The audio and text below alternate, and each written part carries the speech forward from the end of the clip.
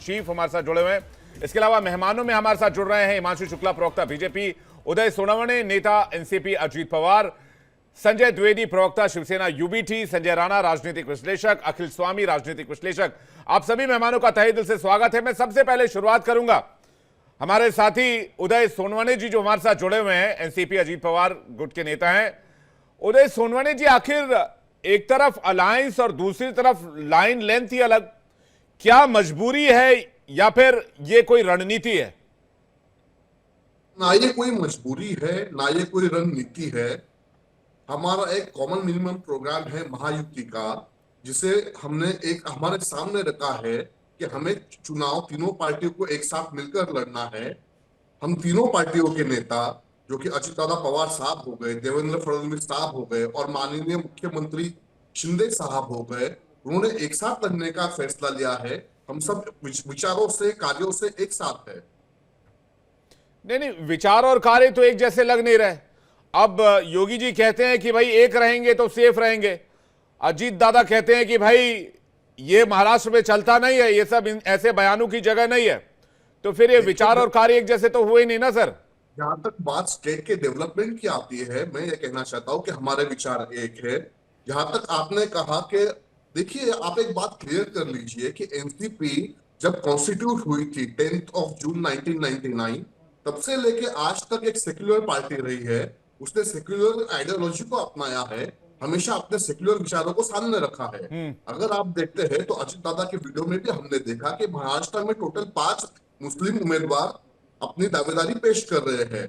एक तो है हमारे सीनियर लीडर नवाब मलिक साहब, दूसरे है हमारे सीनियर लीडर हसन मुशर्रफ साहब, तीसरे है माननीय नजीब मुल्ला साहब, चौथी है सना मलिक जी जो कि नवाब मलिक जी की बेटी है, पांचवे जो है वो है जीशान सिद्दीकी जो बाबा सिद्दीकी के सुपुत्र है। आप अगर देखेंगे तो अजित दादा पवार ने पूरी ताकत के साथ इन 5 मुस्लिम उम्मीदवारों को उतारा है मैदान में, और उन्हें यह विश्वास है कि देखिए, अजित दादा पवार ने ये बहुत पहले पॉलिसी क्लियर करके रखी थी कि हम अलग पार्टी है, हम एक अलग दल है और हमें अपनी आइडेंटिटी उसी तरह से बनाए रखनी है। जहां तक बात सेक्युलरिज्म की आती है, जहां तक बात हिंदू मुस्लिम एकता की आती है, जहां तक बात आती है कि एनसीपी का नजरिया क्या है इस समाज को देखने का, तो मैं बहुत स्पष्ट तरीके से आपको बताना चाहता हूं। हम सभी सभी घटक कास्ट को एक साथ लेके चलना चाहते हैं, हम सबको आगे लेके बढ़ना चाहते हैं। हम हिंदू मुसलमान में भेदभाव नहीं मानते, हमारा एजेंडा क्लियर है। ठीक है, मैं राहुल महाजन सर के पास जा रहा हूं, उसके बाद बाकी मेहमानों का रुख करूंगा। सर, मेन पॉइंट मुझे लग रहा है यही है जो उदय सोनवणे जी कह रहे हैं कि 10% उम्मीदवार जो हैं वो मुस्लिम समुदाय से आते हैं, और बीजेपी के बयान से अजीत पवार एनसीपी को डेंट है, खतरा है, चोट पहुंच रही है। देखिए, एक बात तो ये है कि अगर अजीत पवार और बीजेपी साथ में चुनाव लड़ रहे हैं, एक गठबंधन में हैं, तो अपने आप में कॉन्ट्रडिक्शन है, क्योंकि उन्हीं के जो प्रवक्ता हैं वो ये बोल रहे थे कि हमारी आइडियोलॉजी जो है वो मुस्लिम विरोधी नहीं है। और मुझे तो ये भी याद है कि किस तरह से देवेंद्र फडणवीस ने जो बयान दिए थे उसमें ये कहा था कि नवाब मलिक जो हैं वो उनके दाऊद इब्राहिम के साथ संबंध है, उनको उन्होंने कितना उछाला था 2022 में फरवरी में। तो अगर नवाब मलिक और अजीत पवार नवाब मलिक के साथ हैं तो बीजेपी एक तो कैसे उनके साथ है, किस आइडियोलॉजी की बात हम करेंगे। दूसरी तरफ अगर जो बीजेपी के नेता हैं, जो मुख्यमंत्री उत्तर प्रदेश के हैं, वो कहते हैं कटेंगे तो बटेंगे, और ऊपर से अजीत पवार ये कहते हैं कि ये सब नहीं चलेगा, तो फिर कौन सी आइडियोलॉजी एक साथ है? तो आइडियोलॉजी तो छोड़ दें, हाँ, राजनीतिक फायदे के लिए अजीत पवार जरूर जो है वो बीजेपी के साथ दिखाई दे सकते हैं। अब वो राजनीतिक एक अरेंजमेंट है, उसमें भी अगर हम लोकसभा के चुनाव का रिजल्ट देखें तो वो अरेंजमेंट भी कोई खास अजीत पवार के लिए काम नहीं किया है। ऐसे में अजीत पवार के मन में भी अनेक डाउट्स होंगे, इसीलिए उन्होंने जो लोकसभा चुनाव है उसके बाद उन्होंने कहा था जो उनकी पत्नी और जो उनकी बहन है उनके बीच में जो कॉन्टेस्ट हुआ था सुप्रिया सुले और उनकी अजीत पवार जी की पत्नी के बीच में, तो उन्होंने कहा, एक जगह बयान दिया था कि जिसमें ऐसा लगा कि उन्होंने कहा कि गलती हो गई, ऐसा नहीं करना चाहिए था। तो वो हर रास्ता खुला रखना चाहते हैं। उनको भी, मुझे जहाँ तक समझ आती है, उनको भी ये लगता है कि बीजेपी के साथ बहुत ज़्यादा उनकी निभेगी नहीं, और ऐसा भी समय आ सकता है जब उन्हें बीजेपी से बाहर जो है देखना पड़ जाए, और ऐसे इन चुनावों में अगर ऐसा कोई जो मौका बनता है तो ऐसे में वो बीजेपी से बाहर भी देख सकते हैं। जी, सारे विकल्प खुले रखना चाहते हैं। उदय सोनवानी जी, इस बार आपका रिएक्शन, उसके बाद हिमांशु शुक्ला जी आपके पास आ रहा हूं। उदय जी। देखिए सर, मैं बहुत क्लियरली ये बात बताना चाहता हूँ कि जहां तक महाराष्ट्र की डेवलपमेंट का सवाल है, महाराष्ट्र की प्रोग्रेस का सवाल है, हमने ऑलरेडी हमारा मैनिफेस्टो बाहर निकाल दिया है। हमने काफी प्रॉमिसिंग मैनिफेस्टो लोगों के सामने रखा है। मुख्यमंत्री लाडकी बहन योजना जो महाराष्ट्र में अब लागू हुई है, जिसके तहत लगभग हर महीने 2.5 करोड़ से ज्यादा महिलाओं को महीने का 1,500 रुपया मिलता है। और हमने अपने मैनिफेस्टो में वादा किया है कि अगर हमारी सरकार जैसे ही बनती है, ये अमाउंट हम 2,100 रुपए कर देंगे।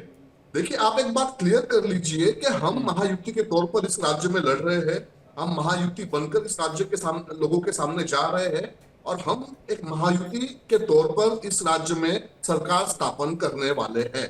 इसमें कोई संदेह नहीं है।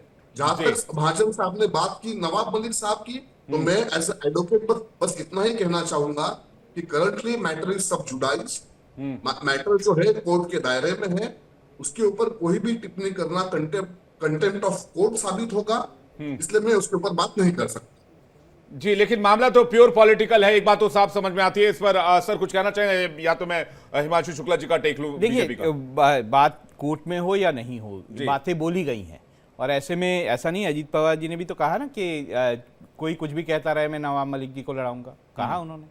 तो ऐसे में जब पॉलिटिकल बातें होंगी तो पॉलिटिकल बातें तो होंगी। किसने क्या विरोध के बावजूद नवाब मलिक का काफी विरोध हुआ था, बीजेपी ने विरोध किया था, कैंडिडेचर पे विरोध किया था, किसने क्या कहा, ये बात तो होगी।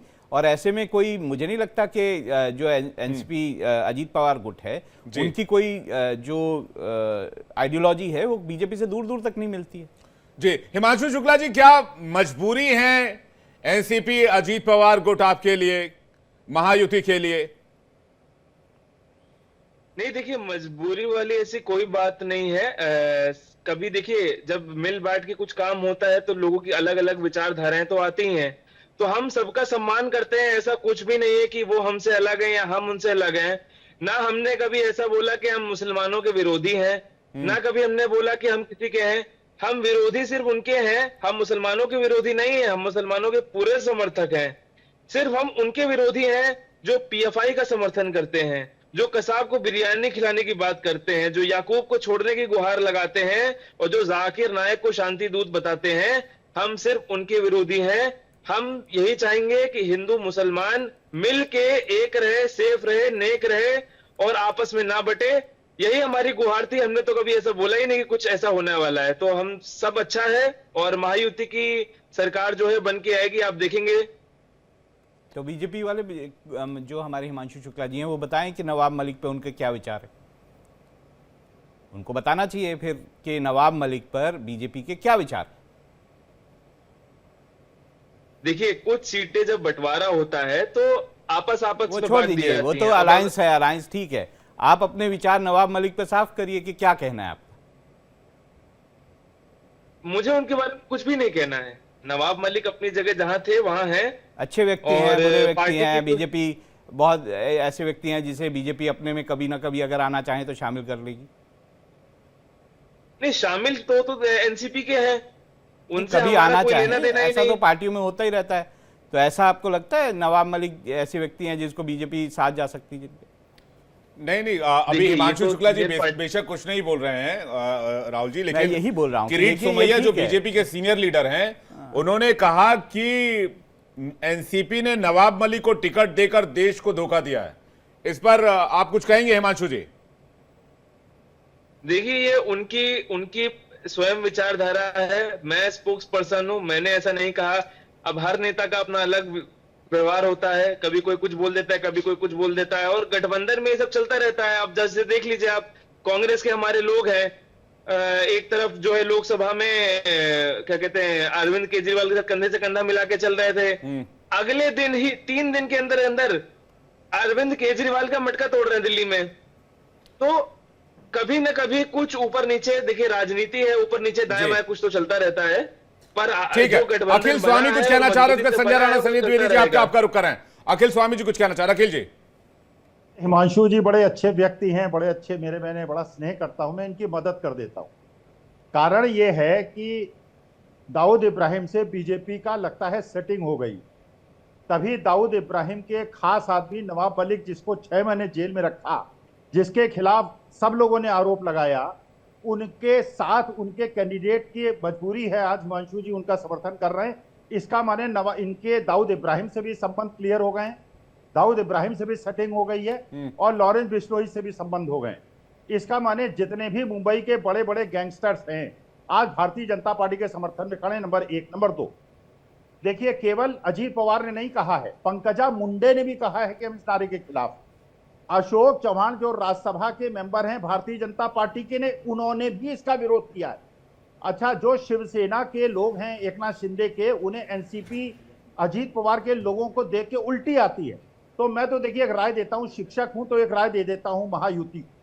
देखिए जहां पे अजीत पवार के लोग हैं और बीजेपी के कैंडिडेट हैं उनका समर्थन ना करें, जहां अजीत पवार के कैंडिडेट हैं वहां एकनाथ शिंदे के लोग उनका समर्थन न करें, और जहां पे अजीत पवार के कैंडिडेट्स हैं वहां बीजेपी उनका समर्थन न करे, तो अपने आप ही सारी समस्या का समाधान हो जाएगा। अरे जितने लठ बज रहे हैं इन लोगों के बीच में, ऐसे लठ बज रहे हैं। और दाऊद इब्राहिम के खास आदमी को देखिए, अजीत पवार और शरद पवार ने अपना खेला कर दिया है।